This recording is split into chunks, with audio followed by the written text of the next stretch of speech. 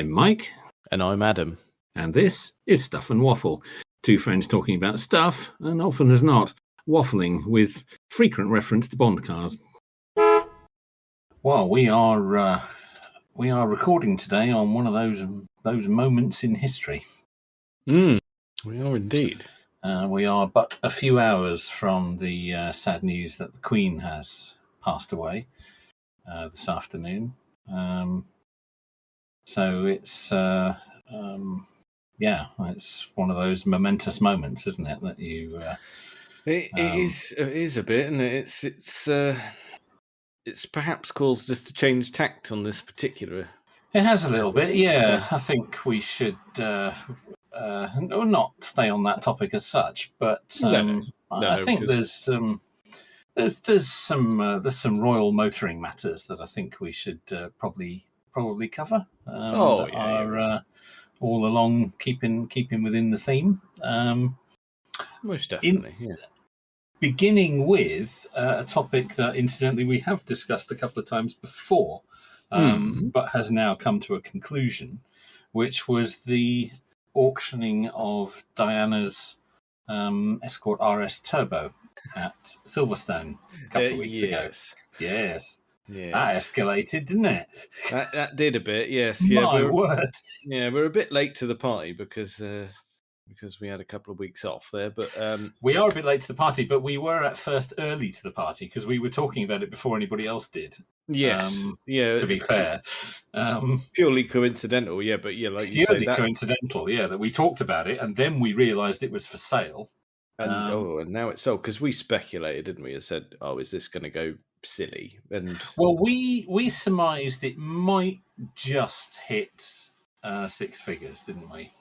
That's right. We thought it might, given that classic car prices can be a bit nutty at the moment, and it's going to be popular. We thought it might get to six figures. Yeah. And subsequently, we learned was it that the previous most expensive RS Turbo auction, I think I saw somewhere, was about 60 grand? Yeah, and the previous Diana car, the Escort 1.6 gear, 5-door, went for about between 50 and 60. Was it about 56, 57,000, something like that? That rings a bell, yeah. Yeah. But this one, because I actually watched it live. I watched the auction that afternoon live, and that got out of hand. It did, because it really did. Was that? It was a weekend one, wasn't it? That one? Yes, it was on Saturday. Yeah, that was it. Yeah, and like you say, that went. The world went. Well, the world is nuts with cars. It certainly is, but nobody expected that. No. Because without fees, £650,000. £650,000 with fees, they reckon, and tax and everything. They reckon about 735 is what the buyer will have paid, which is nuts for a Mark III Escort. I mean, admittedly, it is minty, mint. Yeah, but still, and it's the hot one. But it's still a Mark III Escort. There he goes. Oh, good. Unbelievable. Your Thursday evenings are... There he goes. Oh, you have got all the wicked crew going up and down your road. Oh, banging. Oh, dear. Yeah, I couldn't believe that. Even the auctioneer running it couldn't believe it. No, because talk me through it a little bit, because I've only read about it. Like, you were watching. I was watching live. There were a few people to begin with. I can't remember what his first bid, because it was a no reserve. Part of me thinks I read 100 grand opening bid. Yeah, I think that's about right. I think he started it at 100. Or very close to that. It might have been 95 or something like that, just to get it kicked. And there were a few people that had been bidding on a few things that day. There were a few people there obviously buying for collections or buying for stock for a business or something like that. Bastards. Yes. There was one bloke he kept referring to called Harry, but it turned out not to be that one. Oh, not that one. No. He's not a wild purchaser, though, is he? No, he's quite a considered purchaser, actually. And if he does make a wild purchase, it's usually cheap. Yeah, that's it. Like his Silver Shadow. Exactly that. Yeah. $4,000 on eBay. That's not. That's it. Yeah, he's never going to go into an auction room and spend hundreds of thousands on a whim, is he? No, I don't think he likes so. a bit of research. And he certainly wouldn't let prices go out of control like that. So, yeah, it started like that. There were a few people in it to begin with, but they dropped out as it went. And then there were two who were just going at each other, and neither seemed to be able to let it drop. In fact, when it got to 500,000, the auctioneer turned to the guy who'd just made the bid and said, "Are we all done?" Like, this has just gone stupid now. It's £500,000. And they weren't all done. No. What increments are we talking about at this particular stage? I think we were going up. We were certainly, once it got to that level, I think we were going up tens of thousands at a time. Right. Okay. I forget the exact numbers, whether it was sort of 10 or 20, but it was jumping up fast.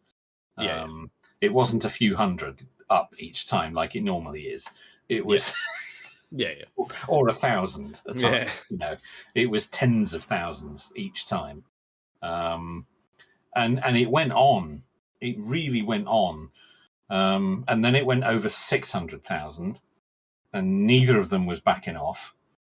And then we got to 650, and the foreign bidder, as it turned out, then said, "No, I'm out."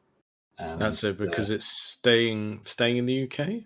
Staying in the UK, the other guy would have taken it and put it in a private collection in Dubai, apparently.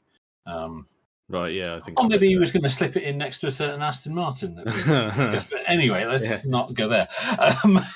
But it is staying in the UK. But at that price, is that car ever going to be on the road again? I mean, who the hell would insure it? Well, no one with a brain. No, quite. No one's going near that. Is it going private collection, or is it going to be displayed? What do we know? No idea. Don't know. It was. It's a private buyer. It wasn't a business, and I believe it's an individual, not a consortium or something, not a group of people. I believe it was a private individual. What their plans for are, I don't know, but they have said it's staying in the UK. Okay, but that's good, I suppose. It doesn't. We stand a chance of actually seeing it then. Yeah, I think the auctioneer had to go for a lie down afterwards. I bet he enjoyed that. That's a bit of fame for him there. It was quite intense because it just, as it kept going, it was just getting more and more silly, and it wasn't stopping. And when it passed 500,000, everybody's thinking, "Well, this is just insane." That's it, yeah. Because like you say, it kept going. Oh, it's just so much money, and it is so much money, especially at the moment. But when a lot of us are struggling, and but the rich stay rich, don't they? So they're probably all right. Well, he's not as rich because that car isn't worth that. No, and I don't think he wouldn't be able to sell it for that. No, we've had this sort of conversation before, haven't we? It's when we were talking about the whoever stole the DB5. You say, well, you could never sell it, but that's not the point, is it? They don't want it to sell it. They don't want it because of what it's worth. They just want it. That's it. I don't think. I think it's probably it was at its most valuable there, wasn't it? And that's kind of. I can't see it ever selling for that before. It's never sold for that in the past. No. Not that it's been sold much. No, because when we touched on it, we sort of went through its history a bit, didn't we? Yeah, we did, and I think it's only been sold once before. maybe twice. A couple of times, I think it was. Yeah. But well looked after. Has Yes. been restored again, obviously. But Once owned by Mr. Windsor, that ironically. was it. Yes, yes. Yes. Very good. Yes. Yeah, like I say, I don't. Yeah, they must want it for a collection, but like you say, the probably the monetary value is never going to be that again. No, It's you'd that never, publicity around that. you'd It's never sell it for that. It's a bit like, I know we've mentioned it before. Actually, I got all giddy about David Gilmour auctioning his guitars. Yes, you've mentioned that before. Yeah. Some of the prices they went for were insane, but I just don't because he isn't personally auctioning them again. If they ever came up on the market again, I just don't think they would ever command that sort of value. No, and like you say, with this, I think it's a one-off, isn't it? It will never, it will never sell for that again, even if it comes back on the market. But no, yeah, the reason why they were willing to pay that kind of figure, I don't know. Maybe auction fever set in. Yeah, that can happen. Yeah, it can. But why he would have been willing to pay that for a 1985 Ford Escort, I do not know. Because it's difficult. It's like, does he really like the Fords? Does he really have a royal thing? Yeah, is it a royal thing? Is it a classic Ford thing? Is it specifically Diana? What is it? Yeah, don't know. Or is it just that it's a unique car that he had to have? Yeah, this is it. You don't know what sort of size of wallet we're dealing with here. There's a big one. That's a good, but you know what? There's some people out there where you go, right, if one of us loses 50 quid, we are in a pissy mood. Yeah. 650,000 could be a drop in the ocean. It could. It's all relative, isn't it? Yes. It's all relative. If you are worth hundreds of millions, then 650 grand on a toy. Years. It's like paying 20 quid for a Hot Wheels or something, isn't it? A unique Hot Wheels. You might think, well, that's a lot of money for a Hot Wheels, but it's only 20 quid. And if it's something you really want, then you might as well have it. And it's the same thing, isn't it? It's just multiplied. It's just relative. That's it. Kaylee doesn't really understand it if I wanted to spend 20 quid on a Hot Wheels. No, she probably doesn't. No, I wouldn't expect that. No, I don't think Dawn would understand it either, but I would understand it. Of course you would, because you're a man of reason and solid maths. Yes, absolutely. We work from the same calculator. I think we do. That's it. It's a very good calculator. Often it comes with a spreadsheet as well. Oh, often it comes with a spreadsheet. Yes, absolutely. Oh, I love a bit of analysis. No, you do. Oh, have you seen them a comparison graph? Yeah. Look, it says I can have one of these. Yeah, that's it. I've earned it. Oh, yeah. Dear. You really haven't. No. Anyway, there it is. 650 grand plus whatever the fees and taxes and things were. That's it. For a Mark III Escort. Balmy.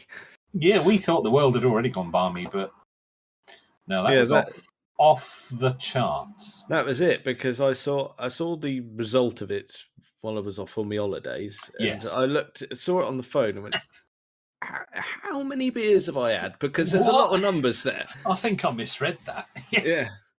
I was sort of through half-cut eyes looking at it going, that can't be right. No, it must be me that's faulty here. Yes. And no.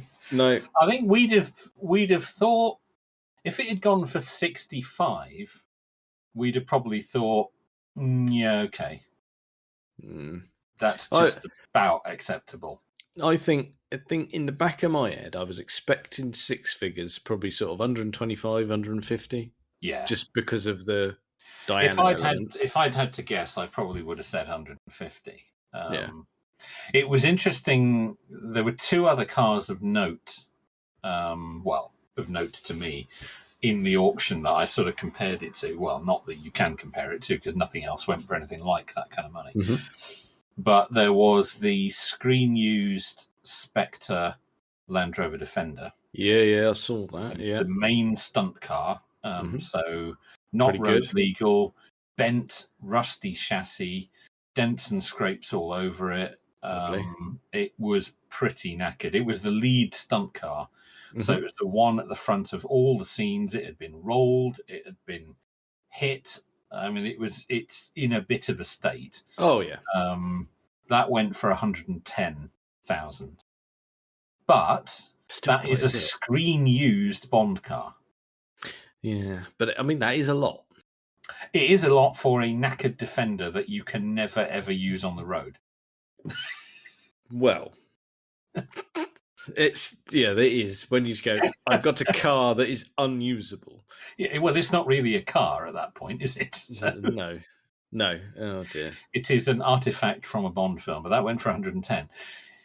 The other surprise was Sir Sterling Moss's Pagoda SL. Oh, I missed that entirely. Yeah, his personal car, custom ordered, 1960 something or other, 66. I think it might have been 66, 67. Not sure about that. Pagoda SL in silver, a number of bespoke features, like it had a little sort of roof vent that they made for him, and various other things. It was his personal runaround, and that went for 50 something. No. Yeah. I mean, why? Oh, I don't understand. It was all over the place. I do not understand the market at the moment. I don't get that. I really don't, because No, quite. In my eyes, out of all the things you listed, if you said to me, "Oh, which is going to be the most expensive?" I would have gone, the Sterling Moss car, obviously. Nope, not even close. Not even close. Not even close. No. Unbelievable. It is, and yet Diana's Mark III Escort just goes through the stratosphere. I don't know. But there's a lot to be said for something that relates to her, because I mean, even this many years after what happened, she's still just utterly revered, isn't she? She is, but when her other car came up a few months ago, the 1.6 gear Escort, that only went for less than 60. This is true. This one. I don't know. I don't know. No, I don't. We tried to give information about classic car buying, and there's no point. I'm lost at the moment. You can't work with that. You've got absolutely nothing. You can't.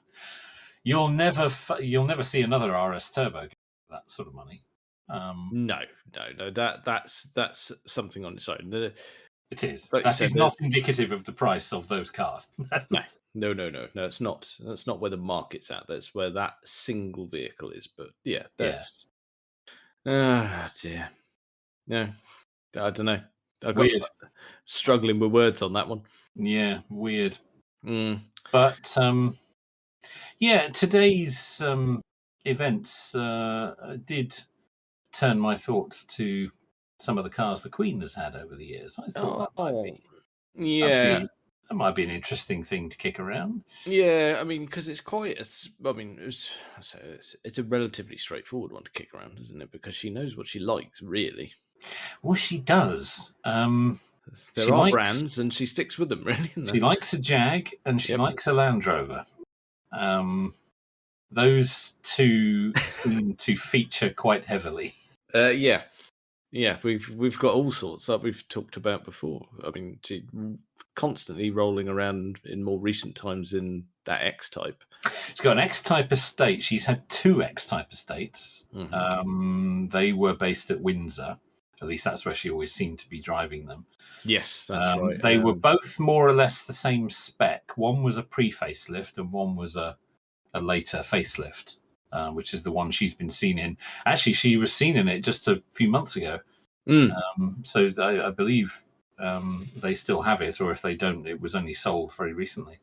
But yeah, she's had two X-Type estates. They're both the 3-litre all-wheel drive V6 automatic, which is the one you want. Both, of course, the Sovereign. Oh, well, yeah. Obviously. Yeah. The pre-facelift was black. The post-facelift was the metallic green. Nice. I believe both had the same number plate, PYN1F. Oh, really? So she transferred the plate? Transferred the plate, yeah. Well, she didn't. She's got a man for that. But obviously, somebody else did, yes, between the X-types. So that's one of my standout favourites, because obviously, as we know, I like an X-type. Oh, yeah. I have a real soft spot for them. So it's kind of cool that she had one of those and used to drive it herself. You see, that's the nice bit, isn't it? Because while we're on the topic of one she drives herself, I've seen plenty of photos of her in P38 Range Rovers of her. Plenty of P38 Range Rovers and plenty of 110 Defenders. Oh yeah, military spec Defenders as well. She likes something rugged and roughy tufty. Well, that's it. She can go and see the animals. She can throw the what's she got? Corgis. That's the corgis. They can hop in the back there. Yeah, that's it. And they can be all unpleasant in the back. Yes, doesn't matter in one of those, does it? Oh no, hose out the unpleasantness. Yes. Yeah. So Jaguar Land Rover did well out of it. Well, no, she was more hammering them during the Ford period, really, I suppose. She was. She had several XJs, both pre and during the Ford era. She did have a Series 3, although I think it may have been the Daimler Sovereign rather than the Jag. But she had at least one Series 3. And she also had some X300s and an X308. But there was definitely a Series 3. I'm just trying to see. I don't think. It was. I've just found a picture. It was the Daimler J52 PWK. Was a Series 3 XJ, but the Daimler 66 version. Right. Okay. She had at least one of those. She had an X308.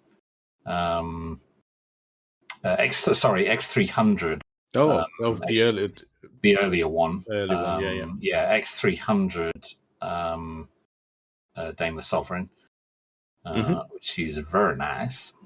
But one of my personal favourites of hers is a much earlier car, which was her Rover P5B. Oh yes, quite a famous one, that, isn't it? JGY 280Y, which I believe is now at Gaydon, in which she covered 4,500 miles. I think it was either black or a very dark blue. I forget which now. But she chose incredibly well, because that. But again, that was a car that she drove herself. Oh yeah, to be utterly commended as well. Because love a P5B. The saloon as well, not the coupe. No coupe for her. It was the proper stand-up saloon. What did you say the red was? Sorry. JGY 280. Ah, yes. I was just skimming through the phone there. It is indeed at Gaydon. Yes. I took a snap of it last time I was there. Very good. Yeah, I think I probably did when I was there. So it's been there quite a long time, but that was her personal car for quite a while. Glorious thing. I can't, like you say, I can't love a P5B. Can't entirely pick the colour from my photo. No, you can't. It's dark. But yes, it is definitely. But yeah, gorgeous thing. Now, I think I'm in the minority with the P5B in that I prefer the saloon to the coupe. Not that there's much difference, to be fair. There's not a huge amount of difference. But most people seem to rave about the coupes, but I prefer the look of the saloon. The slightly higher roof lining, I think, fits, where they chopped it a little bit and just sort of swept the windscreen back a bit, but left it a four-door.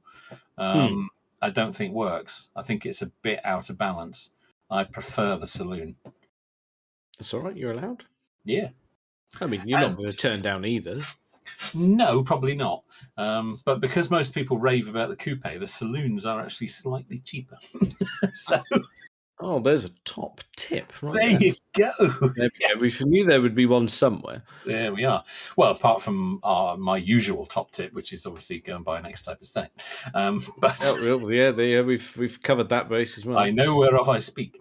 Um, but Oh, yeah, the Rover P5B would be I think would be my personal favourite of her choices. I think that's lovely. yes, I like that. That's good. That's very good. Mm. May I make a little tangent from X type estates there, please? Oh, please do. Well, more segue rather than tangent, actually.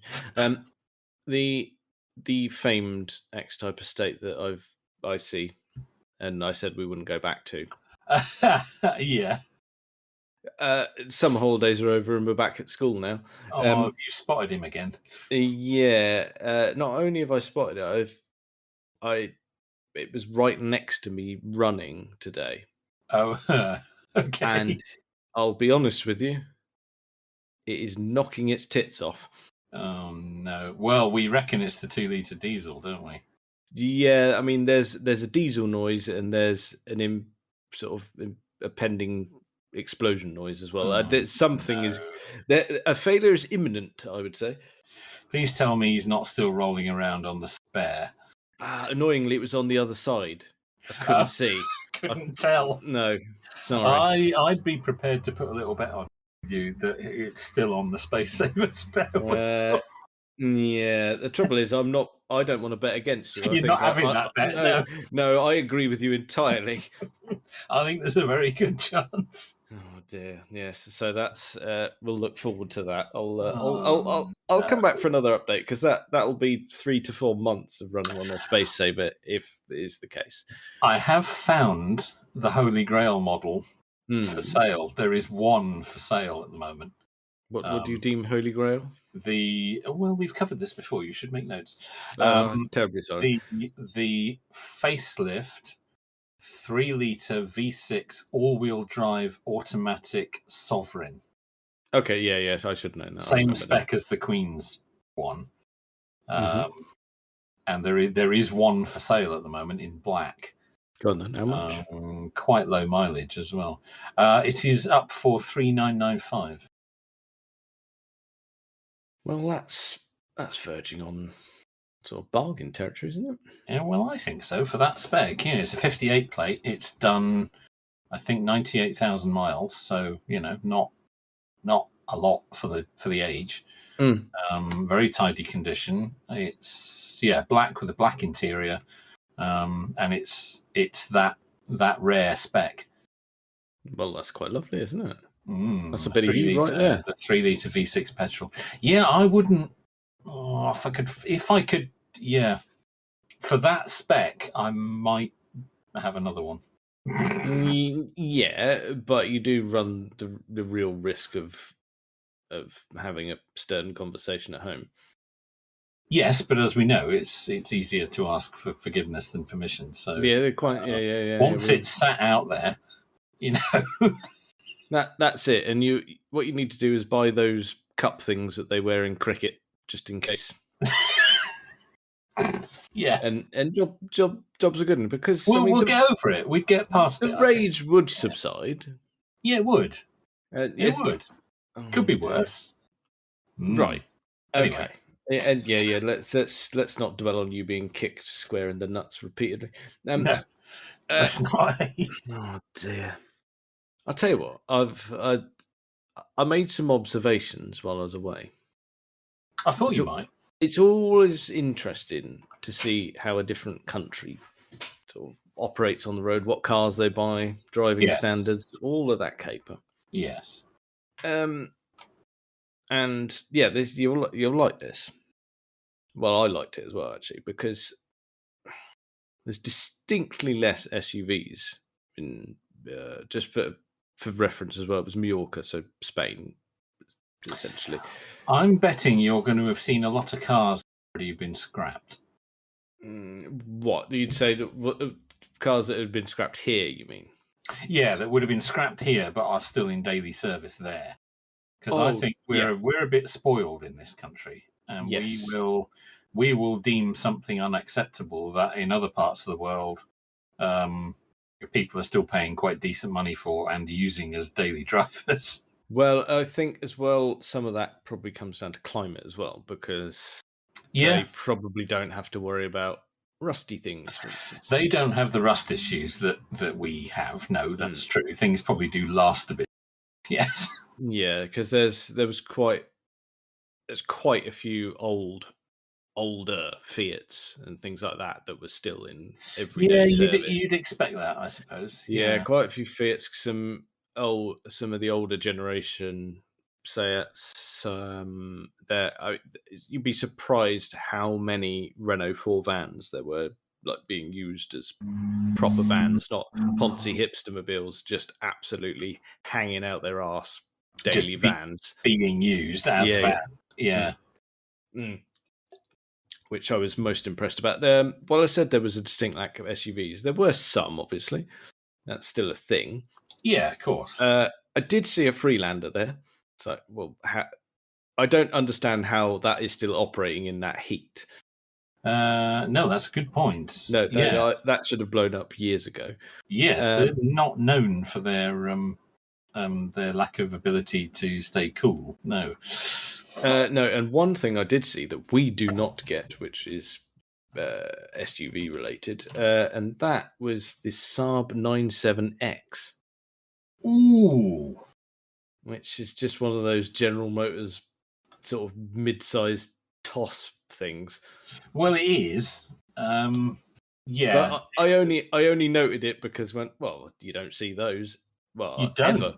No, you don't. That's why I made that noise. That's a really rare sight. Well, it is over here anyway. Yeah, annoyingly, I didn't get a picture of it because we were hurtling down a motorway at the time. I'd actually forgotten that existed.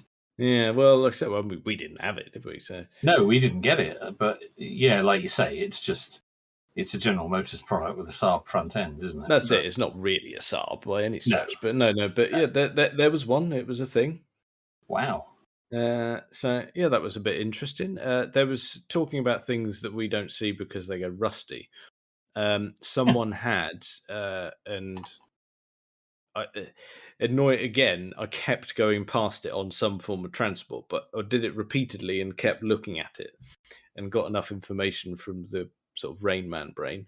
And it was a 93 Subaru Legacy, fully intact, not rusty at all. Wow, there you go. Like that's a bit of something right there. Yeah, you are going to see things you won't see here. Yeah. Yeah. But what you can see in their trends, they go, right, we don't have a huge amount of roads, we don't have a huge amount of space to park, so everyone just drives small cars, sort of predominantly. Yeah. They're all just little hatchbacks, little runarounds, all battered beyond comprehension. Yes. There was one, we were driving through one of the little towns near the hotel and glanced out of the window, and like you can see down the line of parallel parked cars. There's just dents, bits hanging off. Oh, you bits won't. Missing. Yeah. You won't see a single vehicle that's not smashed in some way. That's it. It's very much like being in Italy in that sense. But then we got to a Renault Clio. No door. Now that's taking it very seriously. Yeah, it's a whole door gone. Just gone. No, I don't need that. No. Just like, what is that? That is. But wonderful. It wasn't abandoned. It was properly parked. You go, well, I mean, the door's not come off recently. It's not in the road. This is. No, they've just accepted that. Perfectly functional vehicle. Don't need a door. It's hot. It saves me having to open the window. Unbelievable. There you go. Oh, you say it. Actually, that's a very good segue. Well done, you. About saves having the window open. I mean, it was hot there, like proper hot. Yeah, well, I believe that was the general idea. Yeah, that was the big reason for going, and we were sort of most days we were sort of nudging sort of 35 and going, it's clammy, but it's nice. I mean, I was sitting there doing bugger all. Which is fine. But when we were out and about and on the road, it was very interesting to see that people would more often than not were driving with windows down rather than aircon on. Interesting. Yeah, is that because the aircons are busted. Well, I wouldn't have thought. Well, some of the old cars would go, yeah. Well, wind your window down. You got no other option. Yeah. However, there were some new cars on the road, and you go, well, it can't already be broken. I wouldn't have thought so. No. Yeah, I just thought that was an interesting tact. I mean, that is interesting. Yeah. I mean, if you live there, you're going to be more acclimatized to it, I suppose. Yeah, I suppose. I mean, some people do prefer the window open rather than putting the aircon on. Started on Johnny Smith's rant. I was thinking of Dawn, actually, because she's one of those. She'd rather have the window open than turn the aircon on.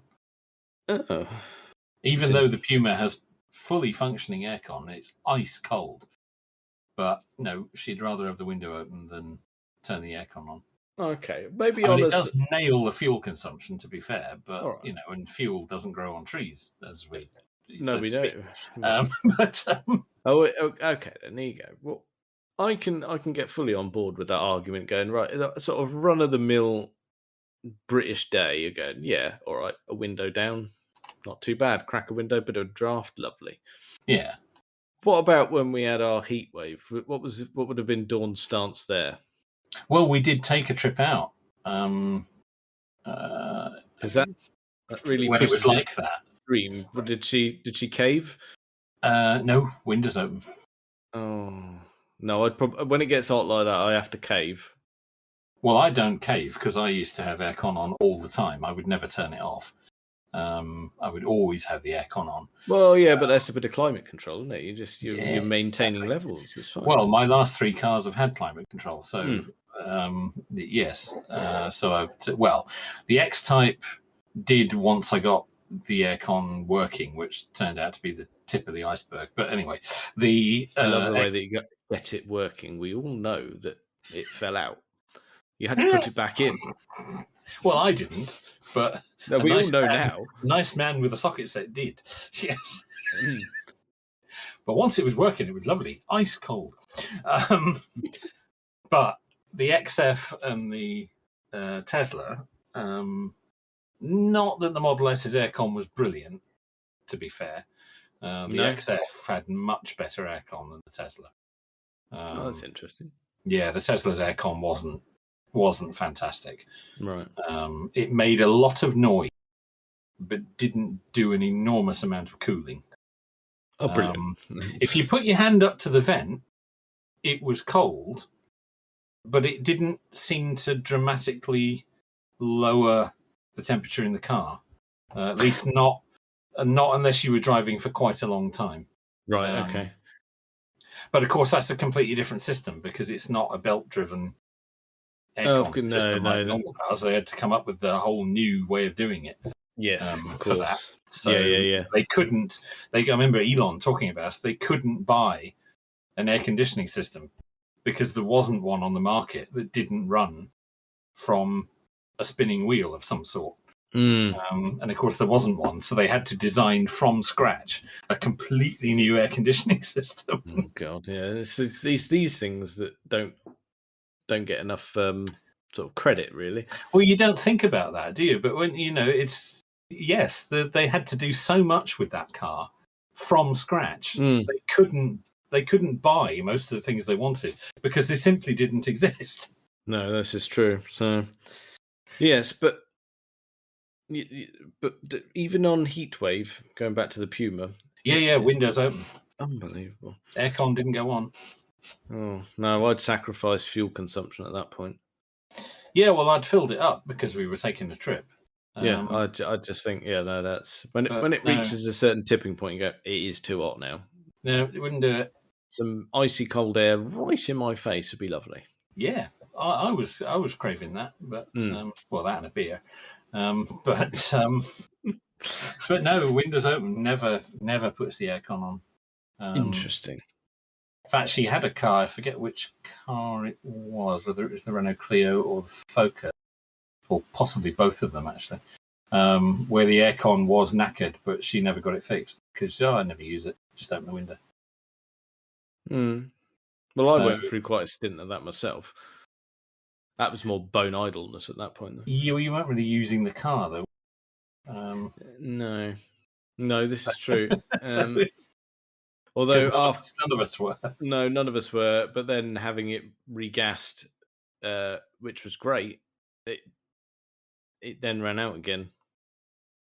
Did it? Okay. Yeah, because I can't remember if I moaned about it on here. You know, I did the airport run for Mr. Sharp. Yes, you did. Yeah. On the way up there, I set off in utter smugness with icy cool air flowing into my face. Again, this is lovely. It's hot outside. I got probably halfway going, cool. Must be really warming up outside. The aircon's not doing what it was earlier. And then the realization of going, oh no, it's not the outside temperature, it's in here. It's run out of puff. Oh dear, and you're just heating it even more. Yeah, so that was nice. So those couple of days where we were approaching 40 in this country, and again, I've decided to sit in a car. Well done, you. Oh yeah, that's excellent work. Yeah, so yes, that still needs regassing again. Yes, we used it for our transport to and from an airport, but that was in the dead of night. That wasn't really a problem. No, you'd be all right then. Yes. No, that's it. No aircon required. Just a bit of coffee. Yeah, obviously. Yeah. Yes. You need to sort that. Yeah. Yes. So, I'll tell you what then. I've just seen something. Sorry. Oh, go on. Yeah. This is breaking as it happens. Oh God, go on then. Mr. Hubnut has just posted a picture on Twitter of Her Majesty driving her X-Type estate. Oh, and he's just said respect. There you go. Well, she likes her cars, doesn't she? I think he's stopped short of photoshopping a Hubnut sticker on the windscreen, but yeah, I suppose that's it. You got to judge your timing on that one, I think, haven't you? I think so. Yeah, absolutely. Yes, I've just skimmed. It's the green one, isn't it? Lovely. It's the facelift. Yeah, that's right. That's the second one she had. Yeah. Oh, every time I see that, I want one. We're on the aircon debate there. It looks like a sunny day. She's got the window cracked there, hasn't she? She has. Look at that. You're quite right. You're quite right. There's the rear window's down a little bit, and her window's down a little bit. That's it. She's worried about buffeting and losing her act. Oh yeah, I bet she used the word buffeting a lot. Of course she did. Oh yes, look at that. Because that security guard does look a bit sweaty. So I think she's not putting the aircon on. Yeah, and you know, she learned to drive in the war. She'll be frugal. Well, she will, and she will learn to drive in a war again. Well, it was hot then too, and we were fine. Yeah, there you go. So, yeah. Shush now, and bear with. We're on our way now. Oh, very good. Look at that. Hot summer's day and the window's down. Oh, there it is. There you go. Right, so she's taken the leaf out of Dawn's book there. She has. Yeah, I like that. I treated myself while I was away. Oh yeah. Not frivolous purchases. It was my having a bit of free time. You'll approve of this. I while lounging and getting drunk unnecessarily, I loaded up the phone with the James Bond audiobooks. Oh, excellent choice. So I've been thoroughly enjoying a bit of that. Oh, lovely. Nice bit of Fleming in your ear. Yeah, that's it. And it was, I mean, going on a car tangent, it was I was listening to Goldfinger. Oh, yeah. And it comes back to when you were, I think it was I got a feeling it was the DB5 episode, where we were sort of doing this towards the end. We sort of did the lineage of it all. I think it was that episode, and he has the choice of the Jag and the DB3 because he has to keep up. Yes, he has to keep up the pretense of being this sort of vaguely sort of successful person to infiltrate Goldfinger's. That's right. Crew. I believe I read the quote out when we did our DB5 episode. That was it, and yeah, it was just all of the driving stuff in that book Not specifically just that one, but that one jumps out because there seems to be a bit more in that one of the ones I listened to anyway while I was away. Yeah. Just the way not only describes, I mean, the mechanical feel of it, the gear changes, the flowing roads, but also the way that he describes the roads that he's picked. Like, you go, well, road numbers, points of interest on the way as well. And you go, Yeah, the oh, descriptions in his writing were incredible. It was, yeah, it was the journalistic style that he had of putting in every little detail like that. which is interesting actually, because this was Gold. They're all read by different people actually. The ones I listened to, but I think Goldfinger was read by Hugh Bonneville. Yeah. And he did it really well. And there was a little interview with him at the end of the book. And he commented on that, the sort of journalistic style. He said but he said he'd never read Goldfinger before. He'd read other books as a kid, but never Goldfinger before he got asked to do the audiobook. Oh, okay. And he said when he read it, he said what was interesting was the style of it. He said there's short, punchy sentences. Yeah, exactly. If you can't get everything in one sentence, then put a full stop and another one. Yeah, That's the journalistic style. That's it. It's right there. Fast-paced, short sentences, lots of adjectives, get all the detail in there. You look at the period of when the books were written. He was trying to take people to places and have experiences that they couldn't have.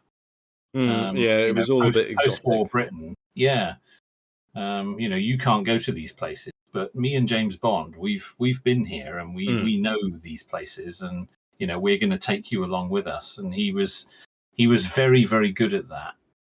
And I think it was his reporter's training, because that's how he wrote.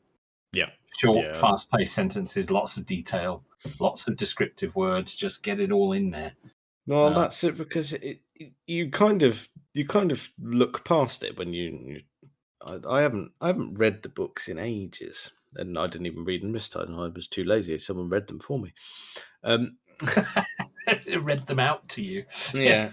But what was interesting as well, you always forget, going, well, he describes so much of what's going on. He doesn't really describe much about Bond, really.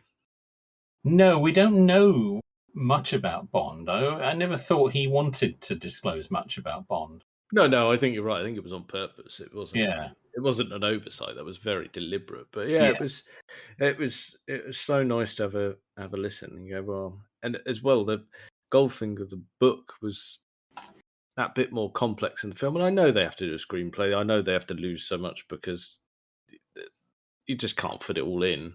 Yes. But he goes, all right, enough good. Oh, very good. Yeah, it is. I haven't read any of them for a long time. Yeah, that was a nice little treat. That was. I did have to restart it a few times here and there because I fell asleep. That wasn't because Hugh Bonneville was being dull. It was because I'd put too much beer in. Yeah, it does happen. Yeah, that's no one's fault. The books were good. I was not. No, indeed. Yeah, I thought that was a nice way to just have a little relax. But there's some good car stuff in there. There is some good car stuff. Yeah, he was a huge petrol head, I think. Yes, and I will be persisting. Even though I'm home, I'm going to go, you know what, I'm going to have a little moment each day and just chug through it. Perhaps I won't get us through as many quite so quickly, but it'll still be a nice little treat. Yeah, a nice bit of Fleming here and there. That's lovely. Yeah, that's it. Yeah, you might. Yeah, if you've not done it, go and grab yourself one of those Audible trial things. They're all on there. Go and. Yeah, I do have some of the audiobooks already downloaded. I just I need to start popping them on. Yeah, it's quite nice. Just don't do the thing where I started doing, going, oh, I'll just put that on before bed, and you press play, and there's absolutely no point. No, you'll get maybe 3 sentences if you're lucky. If you're lucky, and if you're lucky. Honestly, I think I started Thunderball 5 times. Yes, and that was much like Fleming himself did, which of course is what led to the court cases later on. Very good. Excellent. Excellent. I didn't even mean to do that. Well done, you. There you go, you see. Yes. It's not an entirely original story. No, No, as it turned out. Oh, God, yes. And, well, that all got very messy, didn't it? It did. That got right out of hand. Yes. Got right out of hand. We got a bit of, oh, God, some, well, maybe question. Well, I don't know. We've never really discussed Never Say Never Again, have we? No, I suppose we probably haven't. It's not very good. No, it's not. I mean, there's no point in sugarcoating it, is there? No, there isn't. It's not very good. No, It's when you put it up certainly- against Octopussy, it's kind of, well, it's a no-brainer, really, isn't it? Yeah, and if you look at the revenue those two films took, I mean, Octopussy did way better. Octopussy was also released first because Never Say Never Again was delayed. Hmm. The Battle of the Bonds, as they tried to turn it into, was really not much of a battle. No. It's No. a very weak film. It's got a superb cast, but they are all wasted. The script is just so weak, and the story it's just really badly done. It's really badly done. It's too 80s as well. Yeah, it is it is. But it feels, as particularly compared to Octopussy, it feels cheaply made. It does. Oh God! And when I think all the money went on Connery's fee. There was not much left to actually make the film. There you go. Oh, the cringeworthy game. That's awful. Oh, it is where they have to keep zapping each other or something. No, that's why they played cards. Yeah, that was awful. And I'd forgotten about that. That's awful, really terrible. But even because it's got a really good cast, but you just don't. It's not even vaguely believable. No. And they take what is in essence a good story, a good solid story, but they just wrap it up in this complete nonsense, and it just. Yeah, it's disjointed, it's badly scripted, it's badly filmed. I don't know what Edward Fox was doing with M. And that stupid voice that he chose to put on for the film. What on earth was that about? See, again, you've got a brilliant actor there, just acting like a complete pillock. I don't know what he was doing. Yeah, it was not good. We had a very young Rowan Atkinson as well. Oh, God, I'd forgotten about that as well. Yeah, there you go. It's a long time since I've watched that film. Yeah, that is not a go-to film, that. No, it really isn't. But it proved that just having Connery wasn't enough.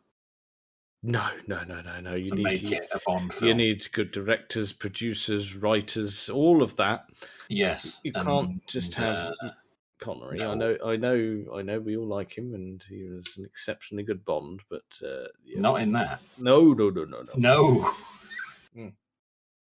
In that, he was strapped for cash. And, I don't know why he did that. Whether it was to try and get at Cubby, or I don't know the reasons why he did that. But why would he have wanted to get to him? Well, because they had this huge falling out, didn't they? Jeez. Well, I mean, it was more with Harry Saltzman than Cubby, but where he felt he was being underpaid. I mean, that's why he walked out of. Well, one of the reasons he walked out of You Only Live Twice. But I don't know. I mean, he was very publicly acrimonious towards Cubby for a long time. I mean, but that's really holding a grudge, because quite a lot of time had elapsed by that point. Well, I think he did. I mean, Roger Moore said that. Roger Moore said he didn't really understand it, but that Sean held a grudge.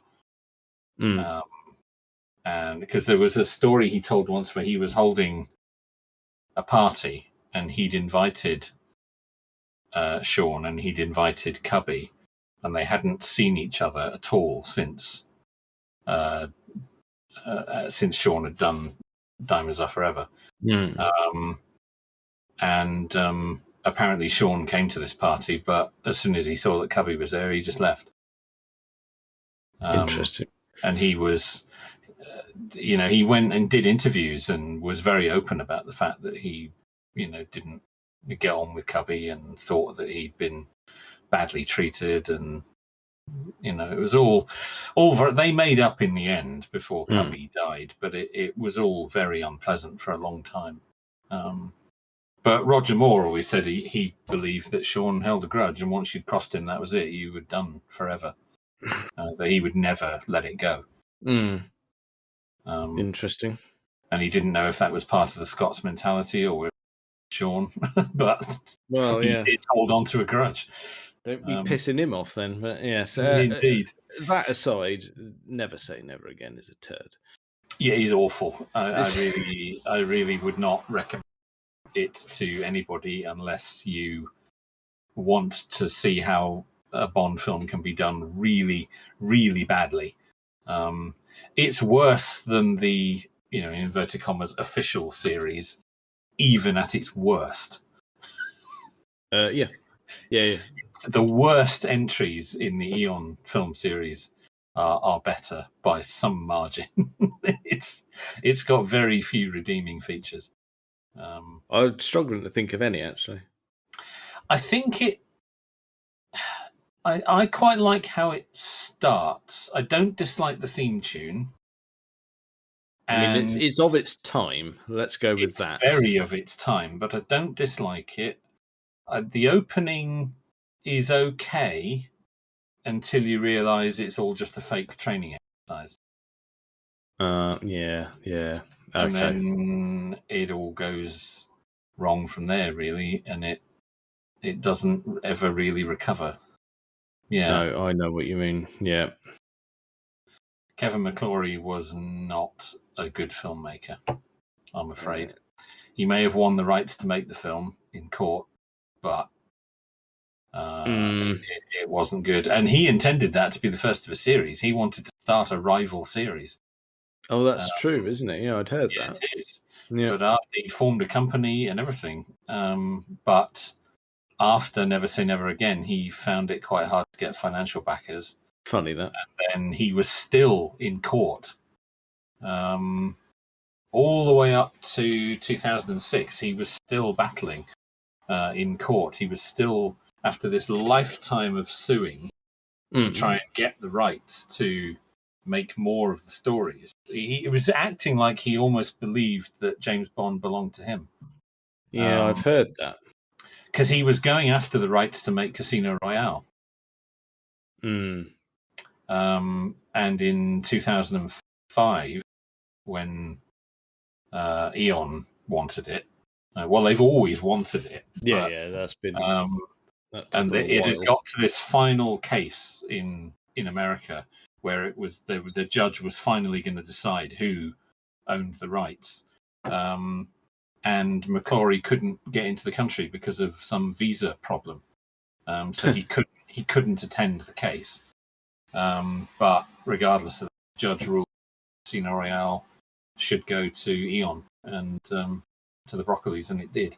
And it did, and there we ended up with Casino Royale. But had the judge decided differently, he could have decided that went to McClory, and who knows what we'd have had. Well, but I mean, the fact that he was Cubby and Harry, when they made him an executive producer they made him producer on Thunderball, and they were both the executive producers.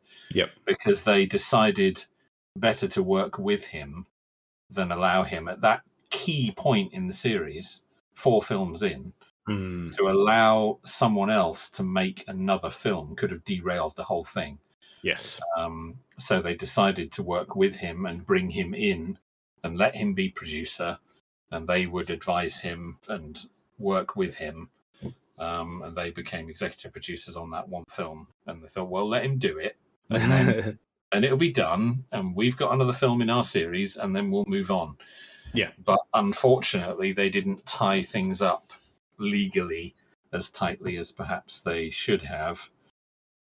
And therein lay all the problems that they had for years, for decades after that. He was always there.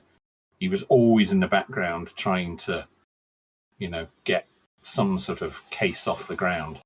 Definitely. Yeah. He never went away until the judge in 2006 finally ruled that no, it all belongs to the Broccolis and you are done.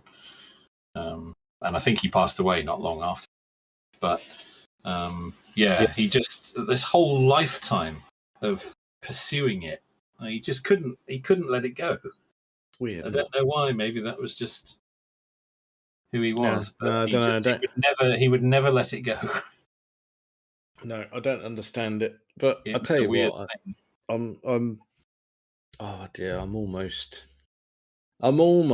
in the interest of podcasting tempted to watch it. Yeah, maybe we should. Maybe we should watch it again and just have a talk about it. For those that don't know, just for a little bit of clarification, we probably should just say that the man we've been talking about, Kevin McClory, was someone who collaborated with Fleming on the writing of the book. Well, no, he collaborated with Fleming on the story that the book Thunderball came from. Right, okay. There you go. Yeah, that's... McClory and another writer, Jack Whittingham, had approached, or I don't know if they'd approached Fleming or Fleming had approached them. Fleming was very keen to get his character on screen. Mm-hmm.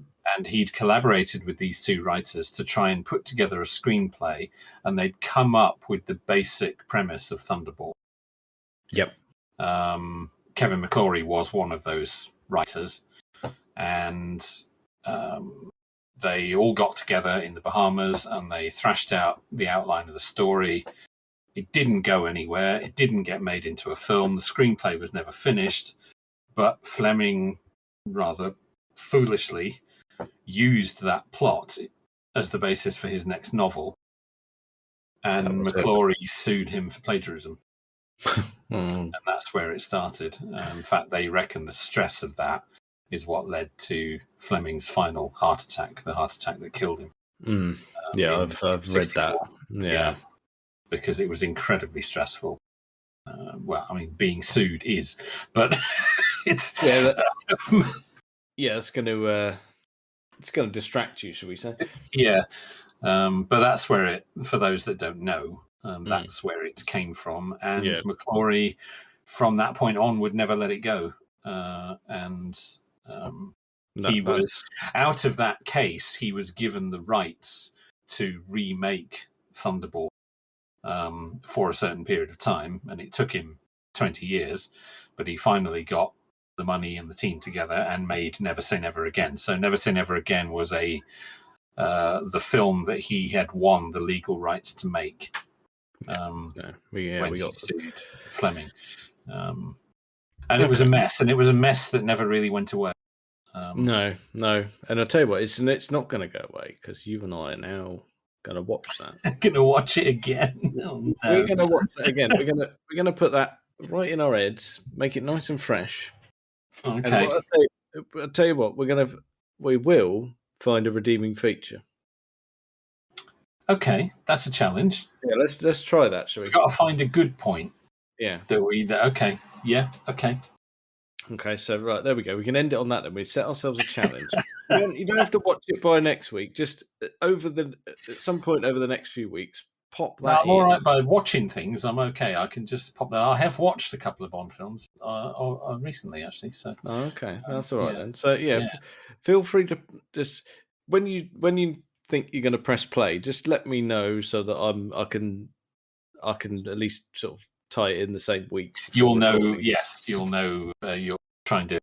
Yeah. Time. Yeah. Okay. So there we go. We've set ourselves some homework, and we are going to watch that, and we'll come back. We'll find something good about that film. So there you go. It may not be possible, but we'll give it a go. No, there must be something in there. Come on, we'll find it. Well, if there is, we'll never say never again. Oh dear. It's just dad jokes just scrolling in my head now these days. I God. can't stop it. It's Yeah, just that's it. No. But I've got a button that can, so there we go. that's good. Well, I think that's probably enough of that for this week. Check us out on all the various social medias and things. Thank you very much for listening.